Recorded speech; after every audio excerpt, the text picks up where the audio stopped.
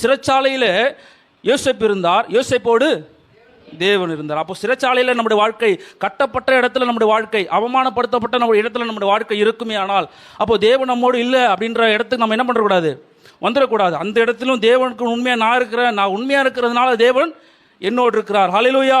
நம்முடைய வாழ்க்கையில் ஆண்டவர் என்றைக்கு நம்மை கரம் பிடித்தாரோ, என்றைக்கு நம்மை தெரிந்து கொண்டாரோ, நம்மை கைவிடுகிறதற்கு, அவமானப்படுத்துவதற்கு தேவன் நம்மை அழைக்கவில்லை. நம்மை உருவாக்கி தேவனுடையவர்களாய் மாற்றுகிறதுக்கு அநேக பரீட்சைகளின் மூலமாக அவர் நம்மை உருவாக்கி கொண்டிருக்கிறார். ஹல்லேலூயா. பார்க்கலாம், குயவன் கையில் இருக்கிற களிமணை போல நம்ம இருக்கிறோம். அப்போ தேவனுடைய கையில் ஒரு நல்ல களிமணை போல இருக்கிறோம். அப்போ தேவனுடைய சித்தத்தை செய்கிறதற்கு நாம் ஒப்பு கொடுக்கும் போது, நம்ம தேவனுடைய வழிகளிலே, தேவன் நம்மை நடத்தும் விதங்களிலே நம்ம நடக்கிறதற்கு ஒப்பு கொடுக்கும் போது தேவன் நம்மை பயனுள்ள பாத்திரங்களாக தேவன் நம்மை உருமாற்றுவார். ஹல்லேலூயா. அப்போ அந்த களிமண் ஒப்பு கொடுத்தாதான், அது வளைந்து கொடுத்தாதான் அந்த குயவன் செய்ய விரும்புகிறது அது வரும். அப்போ நம்முடைய வாழ்க்கையில் நாம தேவனுக்கு ஒப்பு கொடுக்கும்போது, தேவனுக்கென்று நம்மை விட்டு கொடுக்கும்போது அவர் நம்மை உடைத்து உருவாக்குகிற தேவனாக இருக்கிறார். ஹல்லேலூயா. பிலிப்பியர்ல பவுல் சொல்றாரு, கிறிஸ்து இயேசுவினுடைய சிந்தையை பாருங்கப்பா, அவருடைய யோசனைகளை பாருங்க, அவர் என்ன நினைக்கிறாரு பாருங்க, அவருடைய சிந்தனைகள் உங்களுக்கும் இருக்கணும். என்ன அவருடைய சிந்தைகள்? பாடுகள் அல்ல அவருடைய சிந்தனைகள்.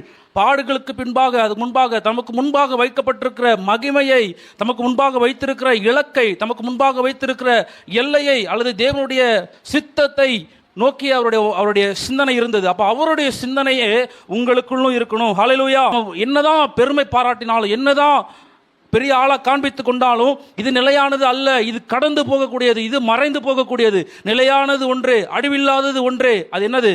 தேவனுடைய ராஜ்யம் தான். அப்போ தேவனுடைய ராஜ்யத்தை நோக்கி ஓடுகிறவனுக்கு இந்த பூமி மேலே கண் இருக்காது. ஹல்லேலூயா.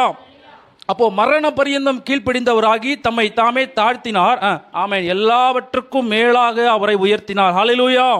அப்போ எப்போ ஒரு மனுஷன் தேவனுக்கு முன்பாக தன்னை தாழ்த்துவானோ, தேவனுடைய சித்தத்திற்கு தன்னை ஒப்பு கொடுப்பானோ, பாடுகள் வரும்போது, சூழ்நிலை வரும்போது தூஷிக்கிறவனாக அல்ல, தேவனுக்கு முன்பாக நீங்கள் தான் என்னை அழைச்சிங்கப்பா, நீங்கள் தான் என்னை நடத்தணும்ப்பா, என்ன நடந்தாலும் பாடுகளோ அவமானங்களோ, அப்போ நம்முடைய வாழ்க்கையில் சந்தோஷமே வராதா?